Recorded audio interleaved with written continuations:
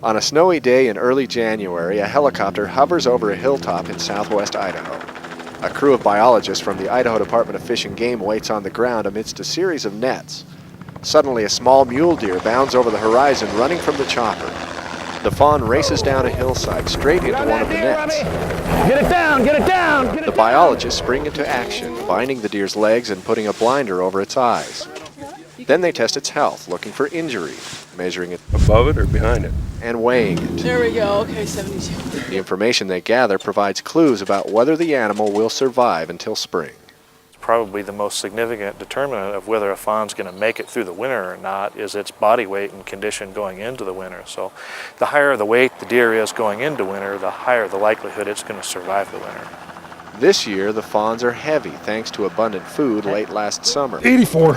After they measure and weigh each fawn, the workers fit it with a collar using surgical tubing that will eventually decompose, allowing the collar to fall off. Throughout winter, a small radio transmitter inside the collar provides Fish and Game with valuable information. That's where technician David Collins comes in.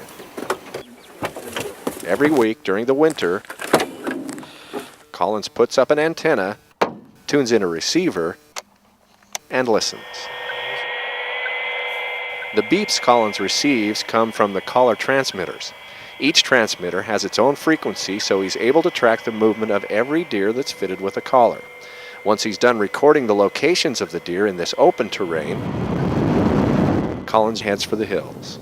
As he winds along the Payette River, Collins continues to listen for the beeps that tell him where each collared deer is located. If a collar is not moved for more than 4 hours, Collins receives a mortality signal, which indicates the fawn may have died and he must find it. That requires a directional antenna which allows him to hone in on the fawn so he can try to determine how it died. You'll be able to tell where the animal was taken from, whether it be by the neck or if it was taken by a front quarter or a rear hind. And there's little puzzles that you can figure out, tracks, things like that. On this day, Collins is simply demonstrating what he would do if he had received a mortality signal. In fact, he has received very few this winter.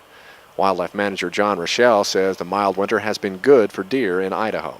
This year, our rates in our different study areas have ranged between 87% and 96%, which is about as high as we've had. So fawns made it through the winter very well this year and seem to be in pretty good condition. That will likely mean good news for Idaho hunters in the future, as Fish and Game uses the information from the fawn monitoring program to set seasons that satisfy the desires of hunters while keeping Idaho's mule deer herds strong. Steve Liebenthal reporting.